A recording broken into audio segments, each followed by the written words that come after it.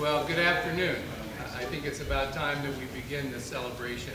Welcome to Cleveland Public Library. My name is Joe Shaw, and I'm currently the president of the local chapter, the Jack Graney Chapter of the Society for American Baseball Research, and one of three organizations that have come together today to plan and enjoy with you 3 hours of the going back to 1948 and the Cleveland Indians World Championship. So welcome this afternoon.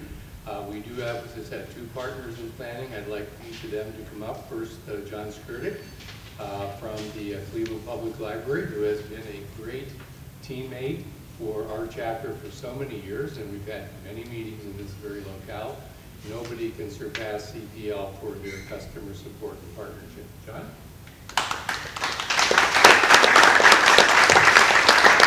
Thank you, everybody, for being here. We're so pleased. We have such a long-standing relationship with SABR over the years. Again, my name is John Skurdick. I'm the Chief of Collections. So on behalf of our board and Director Thomas, we're just happy. We love when we have visitors from out of state and from anybody who hasn't been here. Right now in our main building, if you have time later, we have a wonderful exhibit.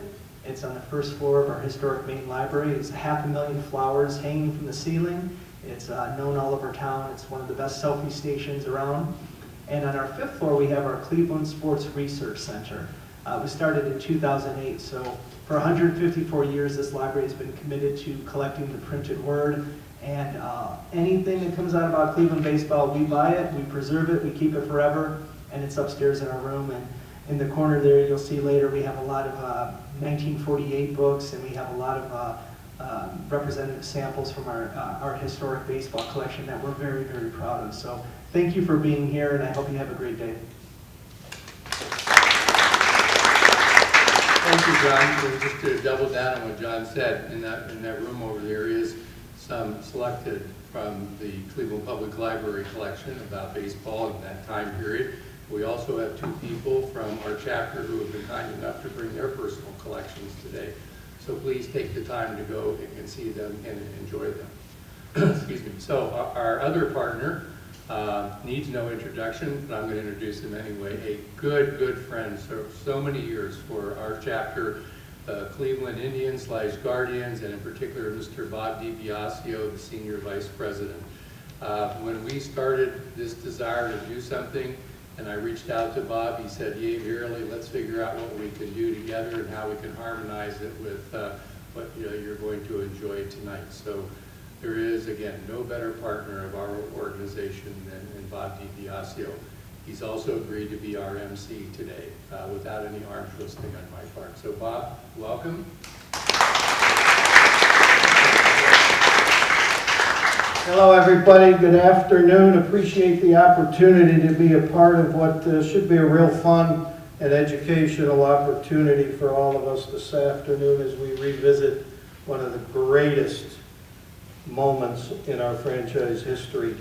And thank you to John for playing host this afternoon. If you do not follow John on Twitter or X or whatever it is called these days, you must.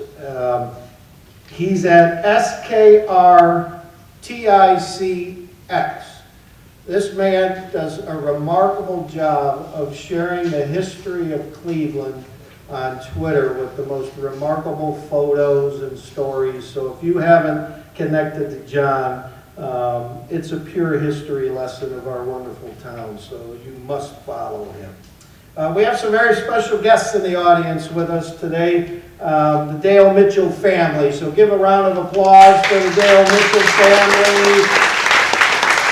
Dale Jr., stand up, wave. You and your wife, please stand up. Dale Jr. right here. Bo Mitchell and his family on this side, Bo. And Sister Lana, a round of applause. They're going to participate tonight on the field, obviously, when we enshrine their father into the Guardians Hall of Fame. I had somebody ask me the other day, how can Dale Mitchell go into the Guardians Hall of Fame? He never played for the Guardians. I asked them, what Hall of Fame is Napoleon Lajoie. We all, for many, many years, said he was in the Indians Hall of Fame, which was established in 1951, and he never played for the Indians. He played for who? The Naps. See, people in this room know this stuff, which is wonderful. We can't wait to enshrine Dale. Bo and I talked, what did we say, 2015 was when we first chatted about this, and finally come to fruition, and it's wonderful to have their family with us for this evening. As one other hitter by the name of Manny Ramirez is going into the Hall of Fame as well. So a warm Cleveland welcome to your family. We have a couple other special guests that I look around. Vince, you're in the back. Vince just wrote a book, right, Vince? You wrote a book? Yeah. You got to grab it. He'll chat with you about it. Morris Eckhouse is here, former president of SABR. Mark Bona, Cleveland.com. The PD is here. So wanted to give a shout out to our friends that have been a part of the baseball media throughout their lives here in our town. We're here to celebrate the World Series champions of 1948. A team that won 97 games, which all of you know included that one historic playoff game versus the Boston Red Sox at Fenway Park. The 48 club was coming off an 80-74 season the year prior. That was a fourth place finish in the American League. A remarkable season in 1948 in which they drew 2.6 million at Cleveland Stadium. To give us a sense of what our city was like back in 1948, we have a longtime baseball fan, of course. He saw his first game in 1952 at Braves Field. A distinguished author, professor emeritus of history at Cleveland State University. Please welcome Dr. David Goldberg.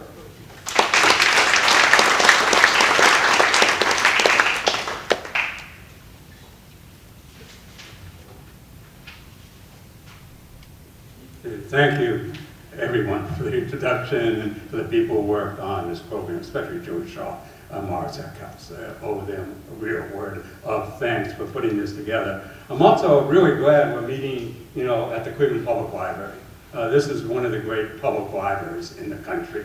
And I don't know, maybe some of you here who haven't seen the original building next door. It's a grand building. It's part of what was known as a group plan in Cleveland. It's well worth exploring. So this is just a great place to do research, look for books, spend time, what have you. I'm also really glad members of the Mitchell family are with us to help celebrate the 75th anniversary of the last time Cleveland won the World Series. I just happened to go through some of my old baseball cards, I have them from various places. And what did I come up with? A Dale Mitchell from 1955. It's amazing what you can learn from a baseball card. I mean, how many people here knew that in 1955, he had the second highest lifetime batting average in the American League after Ted Williams? I didn't know that. And that in 1948 and 1949, he had led the American League in fielding. So he was a good batter and a good fielder as well. And you'll walk up to this if you want a little souvenir of his career. Now, what I wanted to do today is try to give you a little sense of what life was like in Cleveland in the year 1948. And obviously,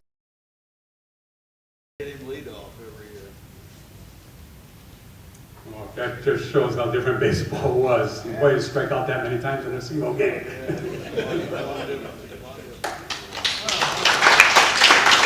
Thank you, Dr. Goldberg. There's a 1948 nugget that I'd like to share that I've always found incredibly interesting, that the MVP award in both leagues, was established in 1931, 2 years before the first All-Star game at Comiskey Park. And it took until 1948 for a shortstop to win the MVP award. For some reason, that just is amazing to me, because the shortstop is most of the time center fielder, shortstop, the two best athletes on the field, and it took until obviously player manager Lou Boudreau to win the MVP award in the American League in 1948. I just found that rather interesting as you look up some of the fun facts of that remarkable season for our franchise. Our next presentation is from a gentleman I am pleased to have gotten to know as he embarked on his authorship of the book, Our Team, the epic story of four men in the World Series that changed baseball. I was captivated by that book. There were a number of people here that we chatted briefly about Our Team, and to a person they said, I read it twice. I normally don't read books twice, but I read this one twice. It's that captivating. This gentleman's writing has appeared in the New Yorker, the Atlanta, GQ, to name just a few publications. He's from Southern Illinois, so obviously he's a St. Louis Cardinal fan, but the hope here is that he has adopted us as his American League team. Please welcome Luke Epplin.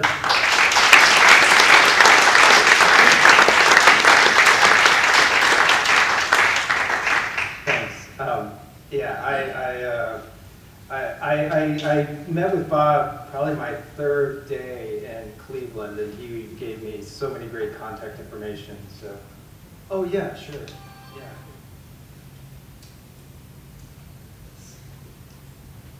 Sorry, we're going to set up a PowerPoint.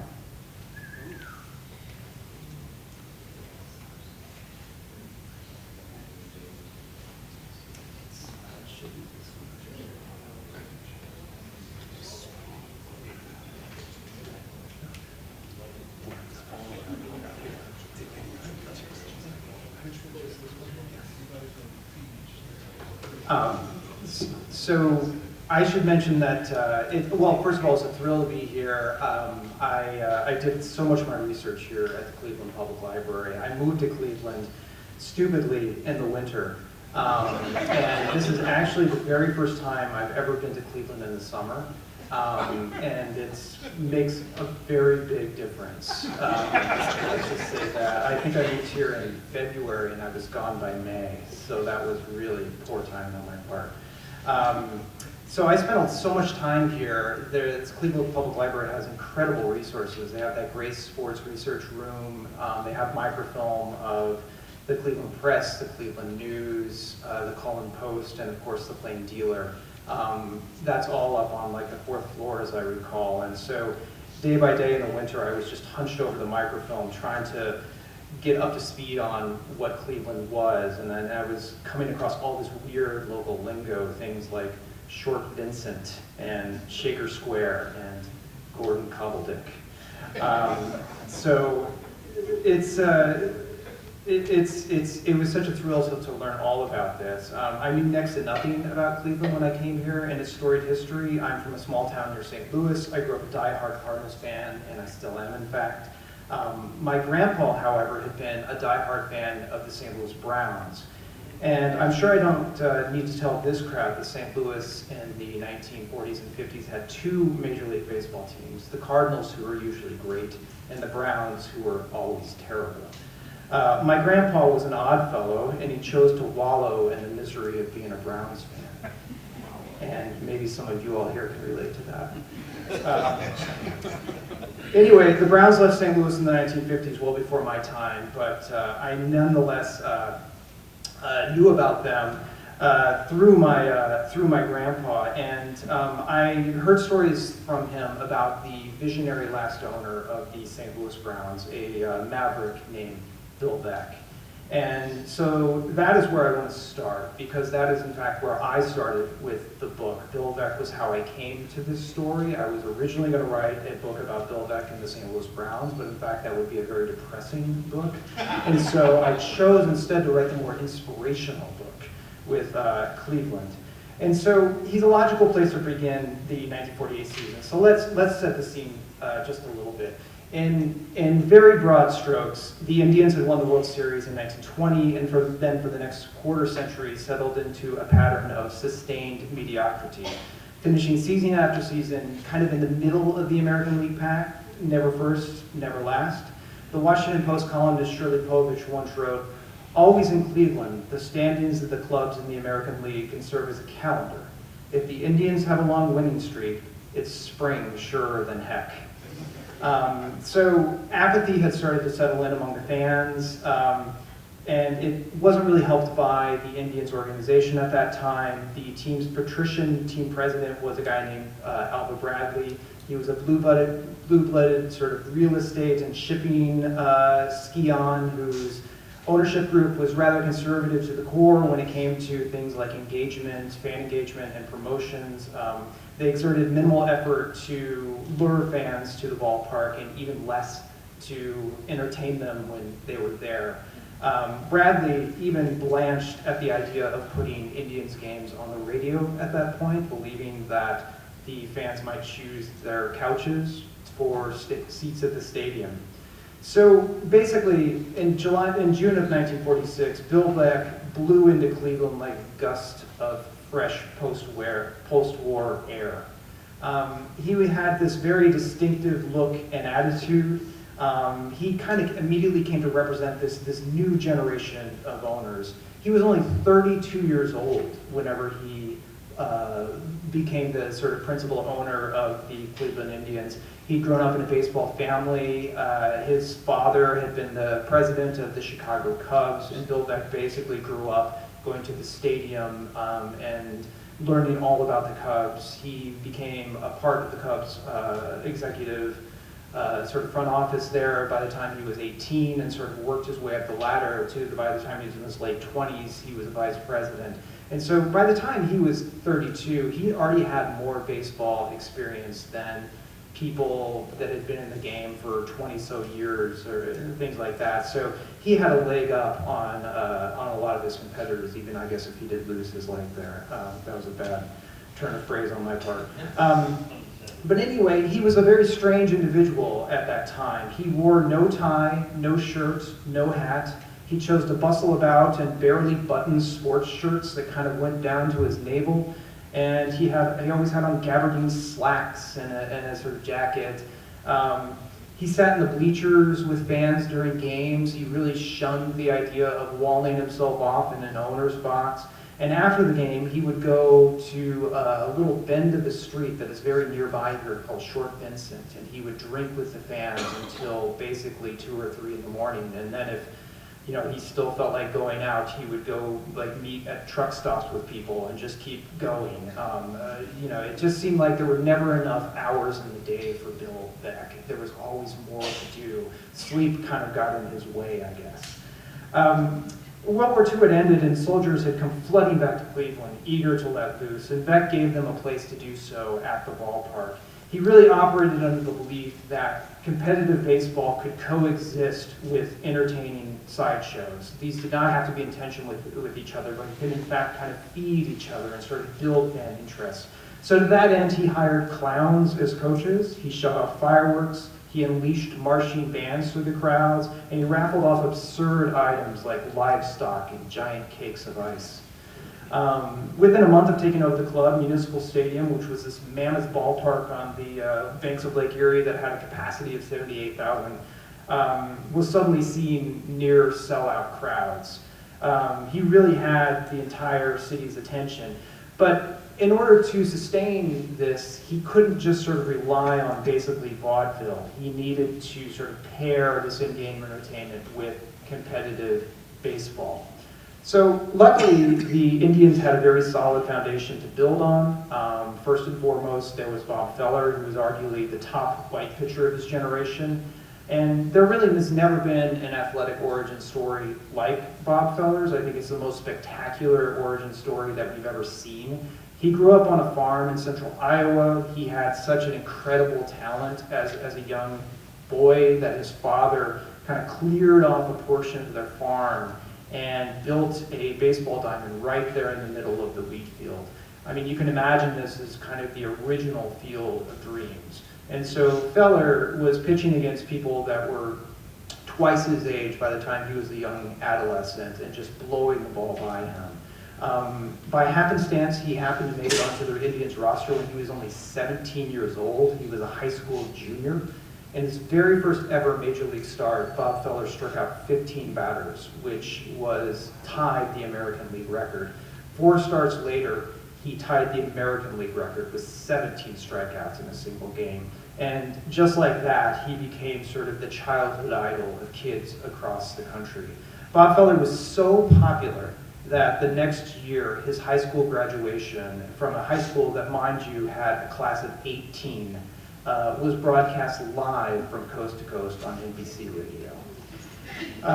The team's other cornerstone at that time, of course, was Lou Boudreau, who would become the Indians player manager in 1942 at the ripe age of 24. I never really thought about this, but Beck was 32, Feller was 17 when he came in, Boudreau was 24. These are all just sort of young prodigies that are on this team. Extraordinary team this is.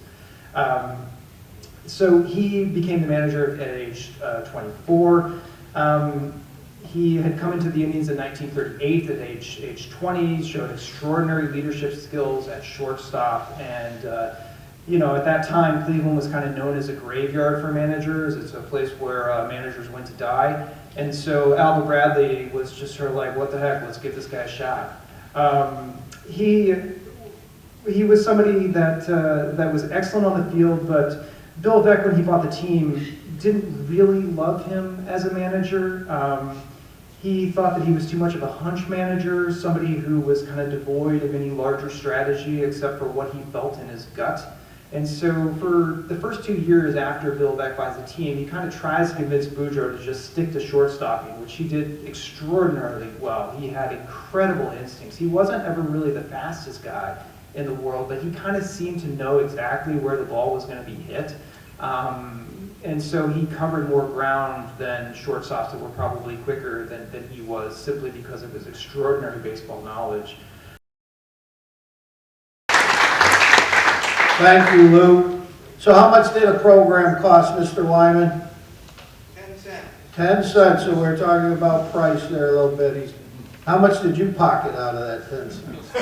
Probably a penny. Yeah, probably 9 cents. I know you. I know you.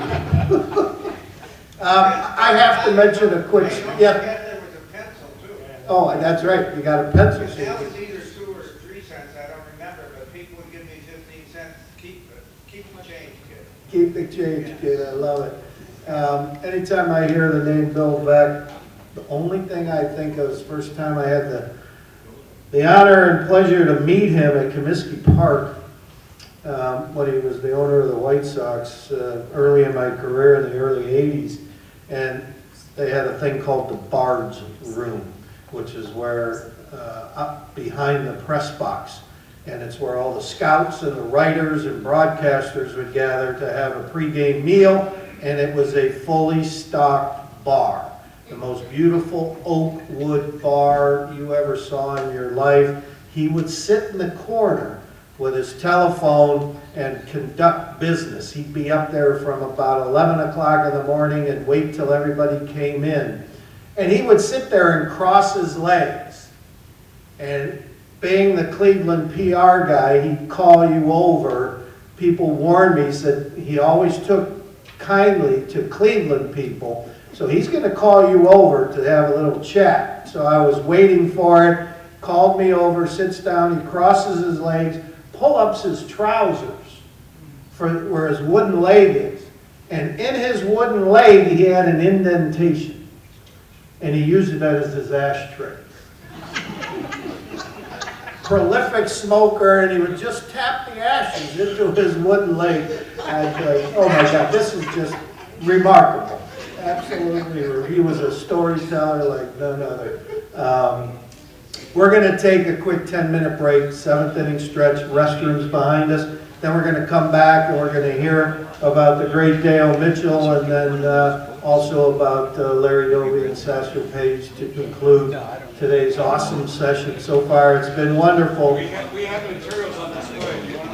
Yeah, the materials tonight, where, upstairs?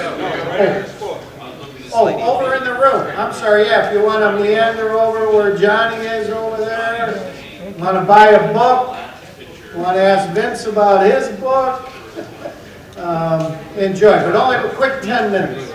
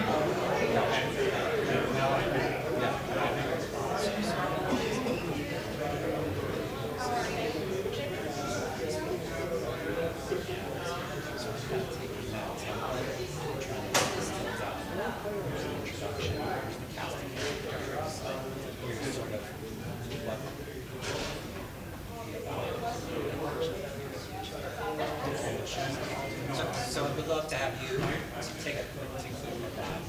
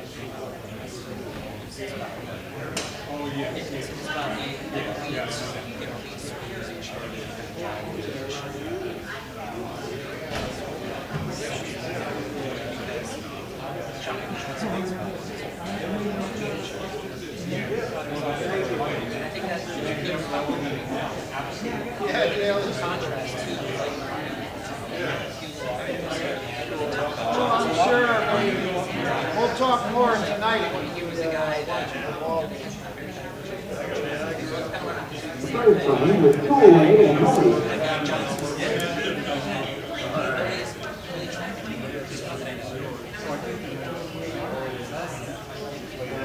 That's just, it's funny. He grew up with Max Alvis and son Dave. Son of Mike Jr. So that whole thing about the kids of the dad that played, run around the clubhouse, eat all the candy, and then they die, and hell out of here, and get run around the ballpark, dinner, and potato salad, water guns.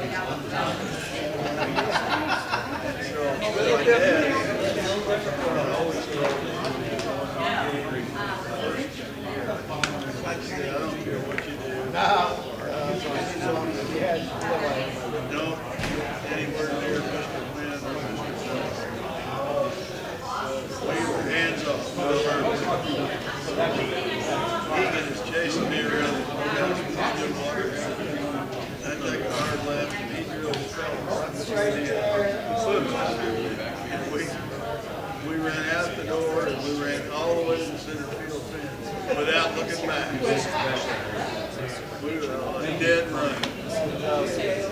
Yeah, Dale Jr.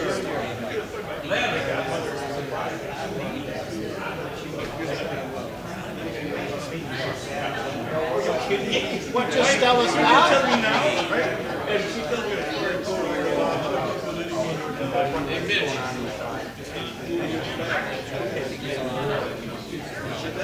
You know, when Rose and Doby and those guys,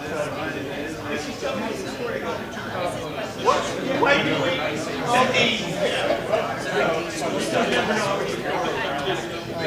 oh, that's fun.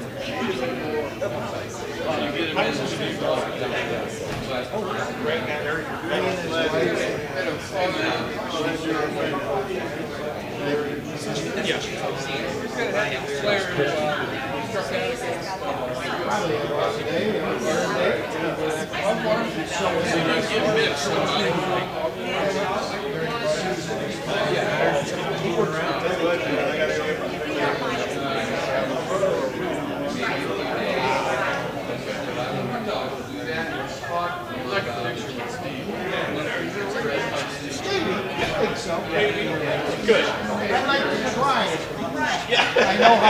I know how hard it is. Yeah, you might need a ghostwriter. I don't know if Well, your decades, we appreciate your decades of leading baseball. Thank you. Marcus. You was in that, I'm trying, baby. We're good. I'm working on it. I fluctuate. I had dropped more.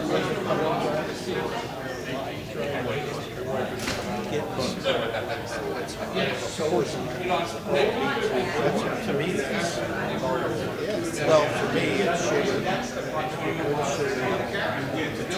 I'm lucky I'm not a big drinker. like 70 and 80. I drink a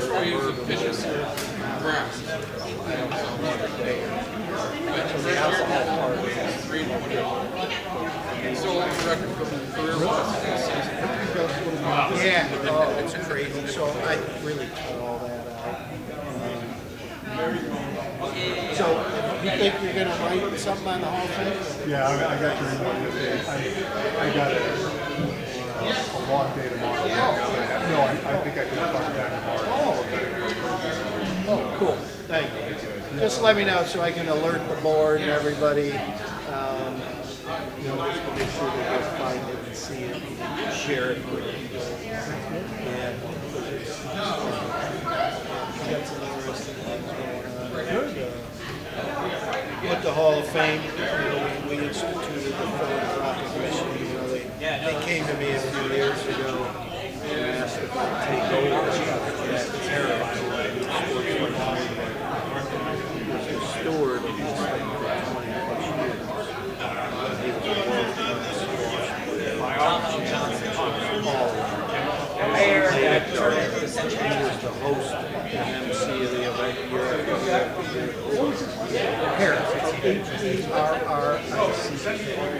Big tennis guy. Yes, very much. I read about it. Him in Malaga and a few others, university school. Yeah, university school in Dartmouth. What's a good guy? And I said, they have me out at lunch at giving me the sales. It's all the dip. You can get anybody to dip. This guy's at the state. He raised $1.4 million in 2 months. That's excellent. In his honor, in Jack's honor. Unbelievable. So glad I could be here. Okay, everybody, let's see if we can find our seats so we can begin the second part of today's presentation.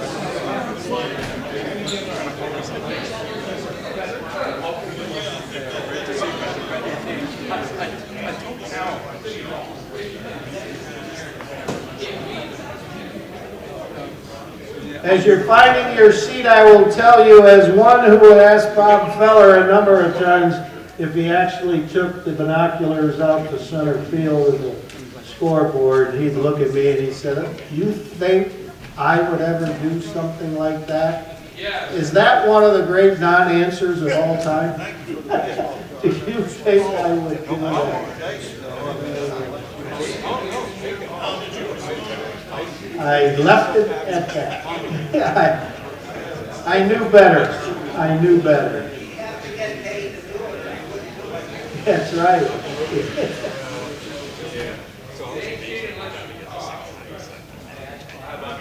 What's happening?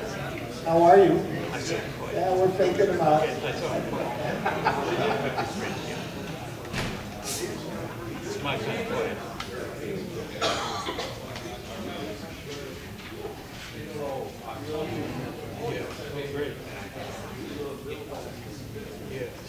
Okay, we're about to start part 2. Again, we're going to learn a little bit about Dale Mitchell and then Larry Doby and Satchel Paige before we conclude. Want you to know SABR is going to have, for those of you who are at the ballpark tonight, SABR is going to have a booth in the main concourse with some 1948 memorabilia and such. If you want to stop by as you're walking around the ballpark tonight. So we see if we can get another victory over the Tigers. In fitting with Mr. Dale Mitchell being inducted into our Hall of Fame this evening at the ballpark, let's hear more about the life of Dale. To help us with that is a gentleman who recently moved to our fair city and became the Dean of the College of Education and Health Sciences at Baldwin Wallace University. He is a recognized researcher in the areas of sport communication and spent 10 plus years in sports public relations prior to entering the world of higher education. But his passion is baseball. Please welcome Dr. Steve Dittmore.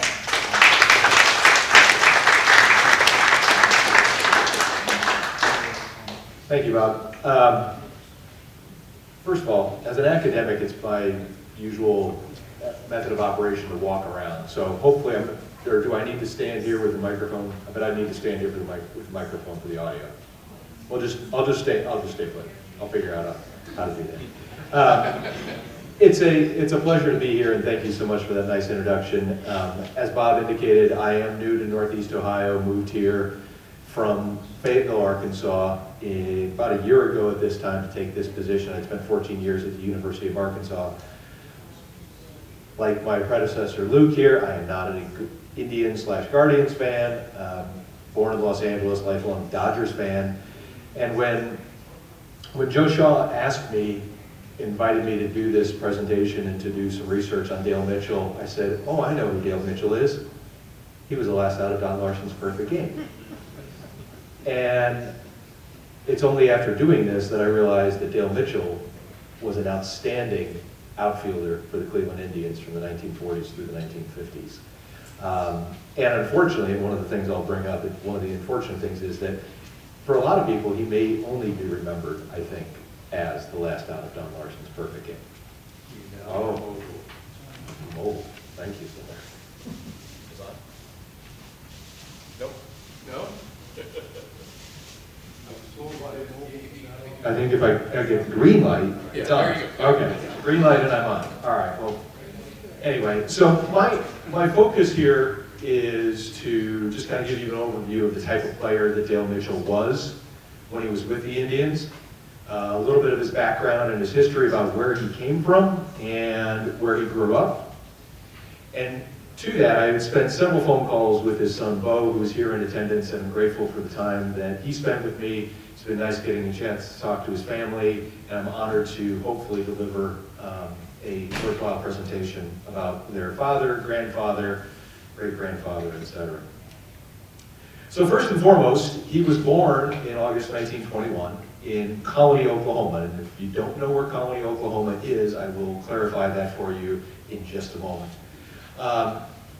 As he was growing up in Colony, Oklahoma, and his daughter Lana mentioned this to me prior to this, The house that he grew up in Colony, Oklahoma, was a lean-to. It literally leaned against the house. She can recall her dad taking her past that and saying, that's the tree where our house leaned up against. They came from very little, Dale Mitchell did. He went to Cloud Chief High School, which, again, small place, and we'll show you where that is. Earned 12 high school letters, basketball, track, baseball. Ran a 9.8 in the 100-yard dash. That is remarkable when you consider that as a 10-year-old, he was hit by a speeding automobile and suffered several broken bones, including a broken collarbone as a 10-year-old. Grew up to have amazing speed and used that speed both in high school, college, and then on the professional base paths. Couldn't find some accurate information on his height and weight, so I consulted the 1953 baseball card that he has from Topps. He was listed at 6'1", 195. All right. Colony, Oklahoma. Here. West of Oklahoma City in the flatlands of western Oklahoma. Cloud Chief, located here. New Cordell is located here. It used to be just Cordell, but they renamed themselves New Cordell recently, I learned. And today, Bo was telling me this, today is August 19th, and if we were in Cordell, Oklahoma today, we would be celebrating Dale Mitchell Day. That the town named it Dale Mitchell Day in honor of his recognition here in Cleveland this evening. Is it Binger or Binger? Binger. Binger. Anyone know who's from Binger, Oklahoma? Johnny Bench. This is a good crowd for that type of trivia. But this shows you a little bit about where he grew up. When he was 17 in 1939, he was signed by Hugh Alexander of the Cleveland Indians as a scout. Now, he was a high school student at the time still. And because, as I mentioned, the family didn't have a lot of money, one of the things that Dale negotiated was a promise for an allowance until he could report to the minors. It was not ever given in writing, and it was never actually paid, but he had signed the contract. But because nobody really knew that he had signed a contract, he hadn't lost his eligibility to participate in college athletics, and so he went on to the University of Oklahoma on a basketball scholarship, but as was the case in college athletics at that time, he was ineligible to participate as a freshman. During his time at the University of Oklahoma, however, he became a hitting star. His first season, 1942, was when he began playing baseball, spring of 1942, so it was the 41-42 season. Opened the season ranked 12 for 16. And doing the research, newspapers.com is a fabulous source for a lot of this information. Reading through the Daily Oklahomans, you can find a lot of these types of accolades toward him. Here in a doubleheader, he goes 2 triples, a double, and 3 singles, drives in 7 runs in a doubleheader against Kansas State as a college sophomore in 1942. He marries his high school sweetheart, Margaret Emerson, later that spring in 1942, and then, like so many, he goes off to the war and serves the United States. In England and France before being discharged in 1945, he re-enrolls at the University of Oklahoma in January 1946. And so for the 12-month period, or really the 9-month period, that he is between January and September 1946, he has a very remarkable baseball career. Real quickly, about his stature with the University of Oklahoma, there's a gentleman over here with an OU shirt on. So I was talking to Andy Mitchell, Bo's son, and your daughter goes to Oklahoma. The baseball field there is the Eldale Mitchell Park, where the University of Oklahoma baseball team plays.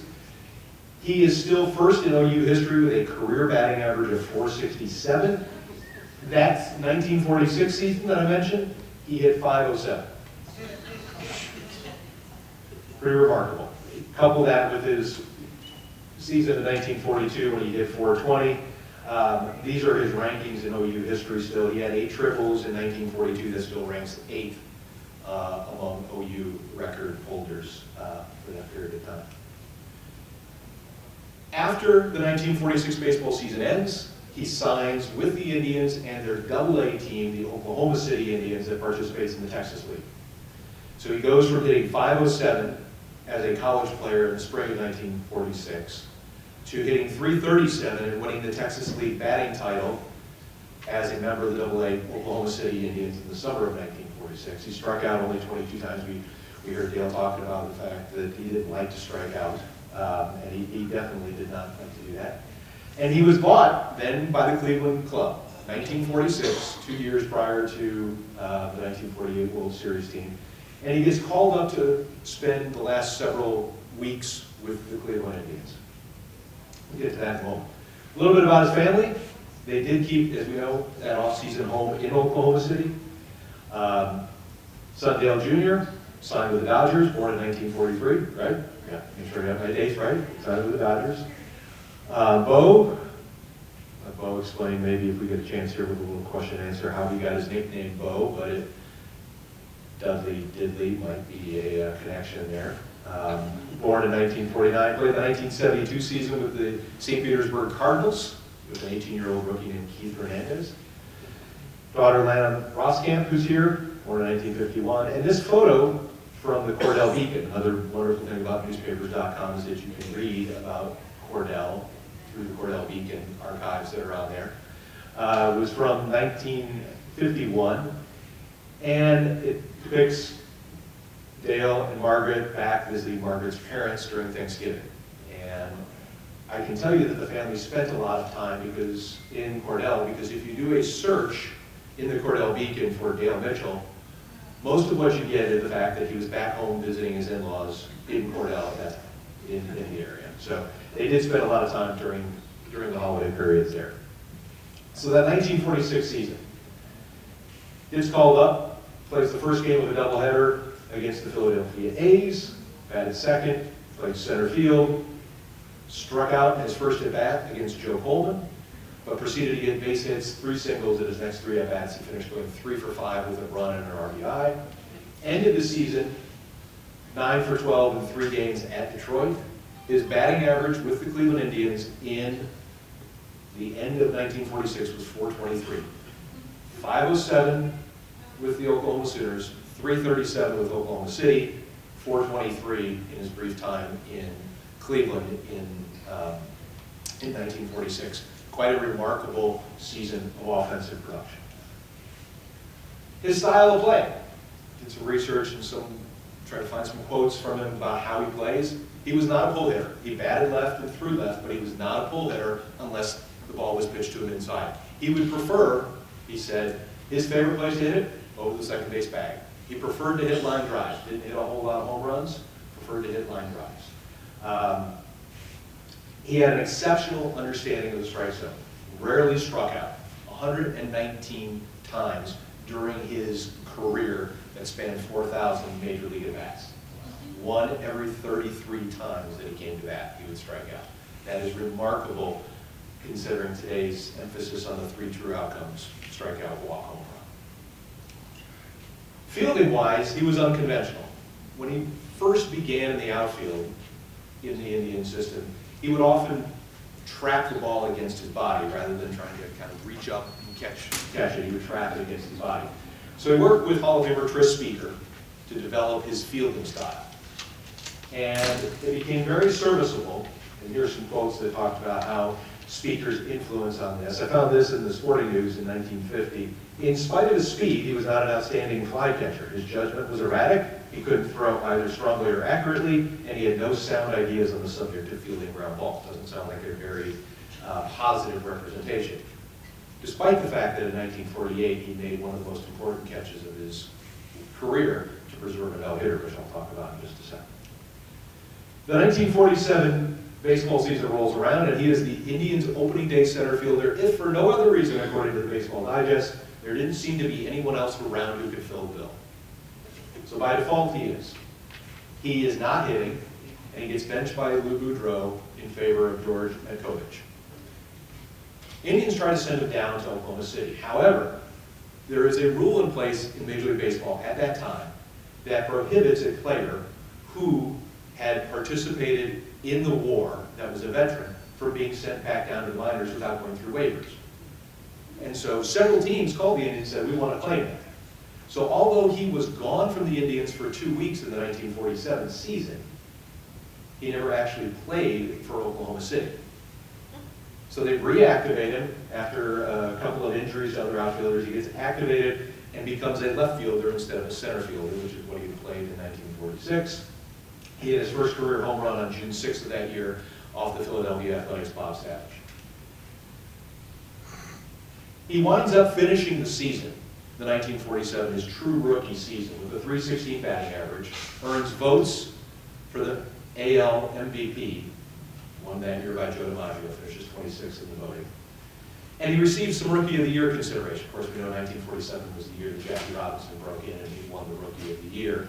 But he was in conversations with Jackie Robinson for that honor of being the Rookie of the Year. Picture here that I found of Dale, and I don't understand why the rest of the caption is cut off. I apologize about that. It's Dale and Margaret riding in a car. The 1948 season, which we just heard a lot about. His slash line that year, pretty solid. .336 batting average, .383 on base percentage, and a .431 slugging percentage. He had a career high 204 at-bats that season. However, in the World Series, he struggled, batting just .174 during that time against the Boston Braves. It's a recurring theme that in the postseason, unfortunately, Dale was not as successful as he was during the regular season. By the 1954 World Series, he was more or less functioning as in a pinch hitting role for the Indians, only made 3 at-bats in the 54 World Series without a hit. And then later in the 56 World Series with the Brooklyn Dodgers, he pinch hit 4 times and did not get a hit in any of those at-bats. He did hit a home run in the World Series, Game 5, an 11-5 loss to Boston. That occurred off of Nels Potter in the bottom of the first inning. Bob Levin's no-hitter in 1948. In many ways, Dale is credited with saving this, although it was not really truly known that it would be a no-hitter at the time. The play took place in the 4th inning. Came off of a fly ball by George Kell, and Dale Mitchell was playing left field. It was a line drive, hit toward the corner, hit toward the wall, in left field. As he's going back on the ball, and this description here on the lower part talks about that catch was terrific on 3 accounts, Boudreaux said. First, Mitch had to run a country mile, then he had to leap high and to his right, but most important of all, he had to challenge that wall. Nobody could have blamed him if he played it safe, and there would have gone the no-hitter. He probably only makes that catch because he throws left-handed. Gloves on the right hand. If he's going back this way, he has to leap up that way. If he's a left-handed, if he's a right-handed thrower and his gloves in his left hand, he's got to reach across his body and he probably doesn't catch it. Much the same way in the 55 World Series when Sandy Ambrose caught the fly ball against the wall with his outstretched hand this way. If he had been a right-handed thrower, there's no way he probably could have reached across his body to do that. So, serendipitous, but here's the photo then afterward, Bob Levin congratulated by catcher Jim Hegan and Dale Mitchell. His 1949 season continues consistency, 428 slugging, 360 on base, led the American League in several offensive categories, including 23 triples. He plays in the All-Star game at Ebbets Field. I'll show you in a minute a letter that Bowen sent me a copy of that I scanned in, what the offer letter from the American League looked like to go to the 1949 All-Star game, Replaced Ted Williams in left field. Bottom of the 6th, hit an RBI double off of Howie Pollitt, and also received MVP votes, yeah. The photo looks like Al Rosen. This is what happens with Google. If it is Al Rosen, my apologies to the Mitchell family. I certainly did not intend for that to happen.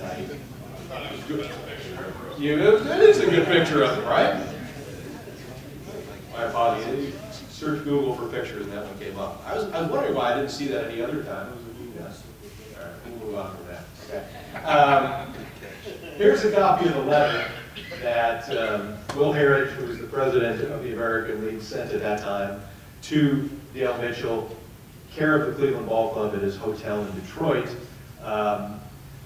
So many unique things about how the All-Star game has evolved. Boudreaux's going to manage the club. He's asked that you report the morning of the game, July 12th by 11 o'clock or something. It's somewhere in there, the time. that will you kindly arrange to be there? You bring with you your road uniform, baseball shoes, bats, gloves, and whatever other paraphernalia.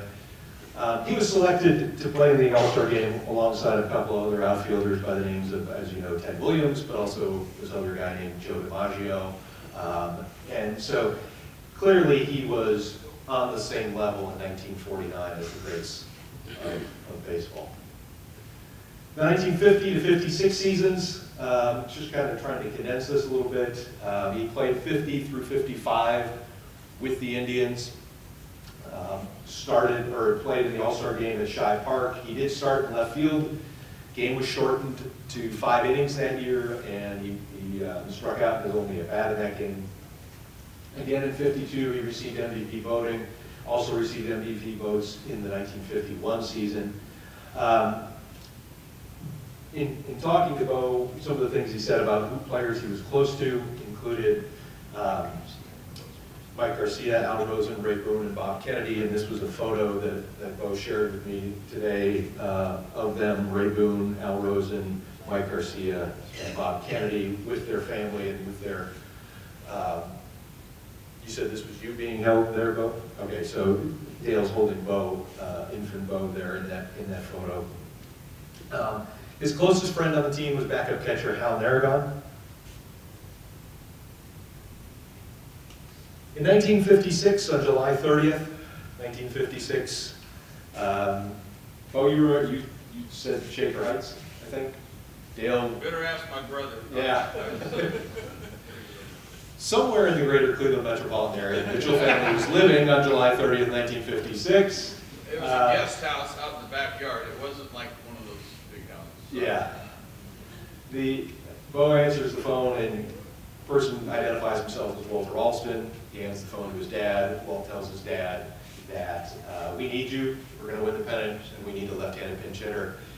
Dale tells Walt Alston, you know I'm going to retire at the end of the season. And he said, yeah, but we need you now anyway. We need you to help us do that. So the Dodgers paid $10,000 plus a player to be named later. Dale's going to turn 35 on August 23rd.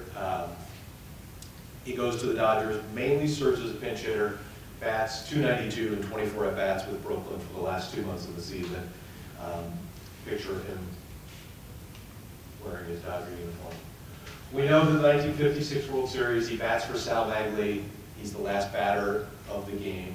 Don Larson has his perfect game going. I had that story all queued up to talk about him being invited to Good Morning America, but Dale mentioned that earlier about how he was invited to go speak on Good Morning America with Yogi and with Don, but he said, no, thank you, I don't want to go talk about striking. His final at-bat then came the next day, Game 7, so think about this, that was Game 6, the Yankees had to win that, they were down 3-2 at the time to the Dodgers. Final at-bat comes the next day when he pinch hits for Don Besson, grounds out to short in the 6th inning. So some research about Oklahoma-born baseball players. And doing a quick search, the top 5 players born in Oklahoma based on career batting averages are these individuals. So the 4 above have 2 things in common that Dale doesn't. 1, they're in the Hall of Fame. And 2, they all have nicknames, apparently. Bullet Rogan, Big Poison, the Devil, and Little Poison all had higher career batting averages than Dale Mitchell. Dale at 312. He hit 300 every year from 47 to 53, except 1951 when he hit 290. Some other notable Oklahoma-born players that are also in the Hall of Fame had career batting averages lower than Dale Mitchell. Mickey Mantle, Willie Stargell, and Johnny Bench. Cloud Chief, Oklahoma, where Dale is now eternally resting alongside his wife Margaret, cemetery there. Following his baseball career, he worked in the oil industry, becoming president of the Martin Marietta Corporation Cement Division. He died on January 5th, 1987 in Tulsa, Oklahoma, suffering a heart attack. It was not the first time he had some health problems. He had some heart problems earlier as well. Successful business person, lived to be 65, I'm doing my math right off the top of my head here, 65 at the time of his death. Kind of keeping with my opening remarks, this was the Associated Press story the day that he passed away. You see that the emphasis is not on the fact that he was a member of the World Series winning 1948 Cleveland Indians. It was not on the fact that he hit 300 every year, almost except for one, although it does emphasize that. He is remembered by many mostly for striking out, which again I think is an unfortunate legacy to him and to the 1948 team and to his role on those things. This said he only struck out 108 times. It was 119, at least based on what Baseball Reference has as its official thing.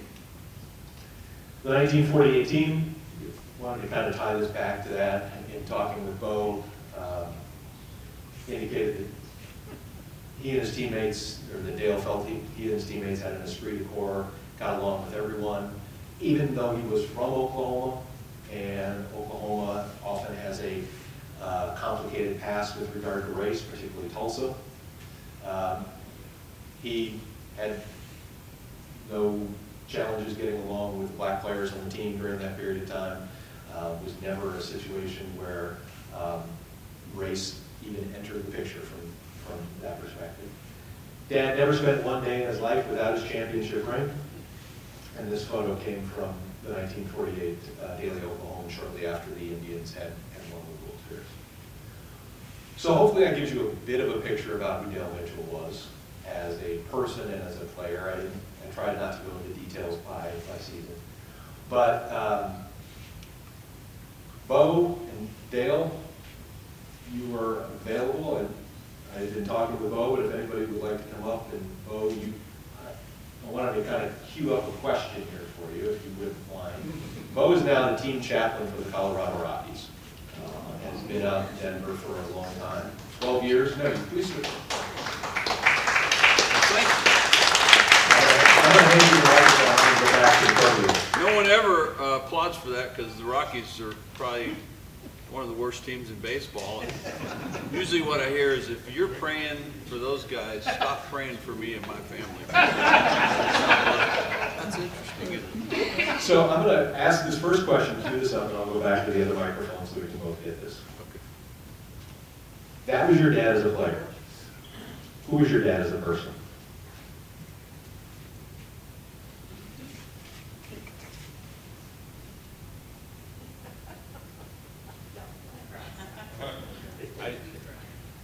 Do you all cry a lot? Because I do, so when I stop, I'm not lost. I'm just crying. First of all, I want to say, one thing I didn't like about my father was he was close friends with the announcer for Cleveland, Jimmy Dudley. So I think the boys had a few Budweisers or something because he chose to name me Dudley. So for 20 years, my nickname was Dud. It's not easy. I mean, my brother has Dale Jr., my sister has Lana, nice names. I got Dudley. I said, how about naming me Jimmy, Dad? I could have been happier, but that would have been better than Dud, right? So finally, I was playing ball one summer, and this kid from UCLA named Steve Shedd, and I was 20, and he said, we met at a mixer tonight for the first game. He said, your name is Dudley? And I said, can you believe it? He said, I'll have a name for you tomorrow night. So he named me Bo. And I have been Bo ever since. But my brother, Dale, actually was my hero growing up. I knew my dad was a good player and such, but I just followed everything my brother did. He was 6 years older. So I was glad he answered those questions, because he knew a lot more about this part of my dad's life than I did. But my dad was just, as you all have said, dirt poor, didn't have much help growing up. His dad died really young. His brother, we didn't really know. So he just came from nowhere, literally. I think Cloud Chief at its peak maybe had 1,000 people, but we went back for Uncle Waldo's funeral in 2003, and the population was down to 12 people. I'm not kidding. So they fall in love, get married, go to Oklahoma.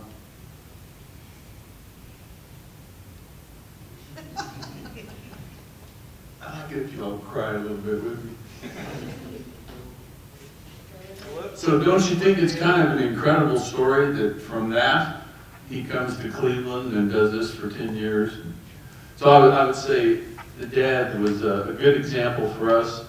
I mean, I was a ball player. My brother signed with the Dodgers. We were ball players because he was a ball player. It's what we did around our house. So how can you not be happy with those memories? And I don't like living in the past, but somebody taught me it's okay to make memories part of your daily happiness. And that's what this is for us. My dad was a great guy. He did really well. He took us to church every Sunday morning, so when I saw the picture of the Cloud Shoe Cemetery, I'm pretty sure, no, it's not. I'm real sure they're in heaven. And at our age, would you like to know you're going to heaven? Just one answer, yes, the rest of y'all don't care. Anyway, that's my dad he was great. I will say this about Dad too. He never was able to replace what he felt in terms of camaraderie with these Indian ball players. He tried at different golf clubs where we grew up, Twin Hills, Lakeside, Houston, and Cherry Hills in Denver. And so he'd stay there and play gin rummy quite a while with his friends, because I think he was just trying to replace that camaraderie he felt. My brother's got something to say, but go back here. Mitch, you first. Well, I was just going to say, when you were discussing whether you were going to cry or not, that my wife and I went to Bo's 50th birthday party in Denver, and I was standing at the back of the room when he stood up to talk. And 2 or 3 of his friends back there were deciding whether the over and under was 3 or 4 on how many times he cried during the speech. And they took the under, and he cried at least 5 or 6 times. So nothing should surprise you. That's what we do. So I just want to make sure everybody knew this was normal behavior. Does anyone have a question for Bob? I'd like to add, we love the Rockies players, by the way. My wife's a chaplain for the wives, and I've been doing it 12 years, and it's an honor to serve Christ anywhere. It's fun to do it in the clubhouse. Question. One of the great authors you're ever going to meet here, if you haven't read that book, I'm twice through now. That's great. What do you got, Luke? Can you talk about, I mean, your dad and Larry Doby played side by side in the outfield for many years. Did your father ever have any stories about any sort of friendship they developed between themselves? My dad was pretty quiet about all of that, and my brother would know more. He might have a story, but I can remember asking my father that, and he said, Doby, when he got to the big leagues, I think you said this in your book, actually. In fact, you specifically describe a play that I think my dad told me about, but he said he was camping under a fly ball one night, and Doby, in his overzealousness to be